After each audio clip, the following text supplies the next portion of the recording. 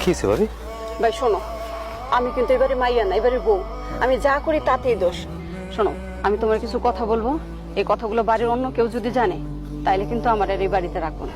ভাবি আপনি কোনো চিন্তা করেন না, আমরা যা বলবেন কেউ শুনবো না, সমস্যা নেই। আপনি কোন কি হয়েছে কোন?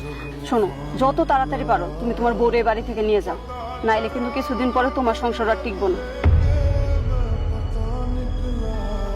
ঠিক আছে ভাবি, আমি কালকে আমার বউরে নিয়ে চলে যাবো।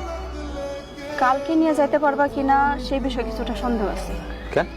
আমার বউরে আমি নিয়ে সুন্দর কি আছে? কে আটকাবো? কে আটকাইবো সেটা নিয়েই তো বাড়ির মধ্যে ষড়যন্ত্র চলতেছে। আমি কি জাকির ভাইয়ের বিষয়টা জানাবো, ওর সাথে কথা বলবো?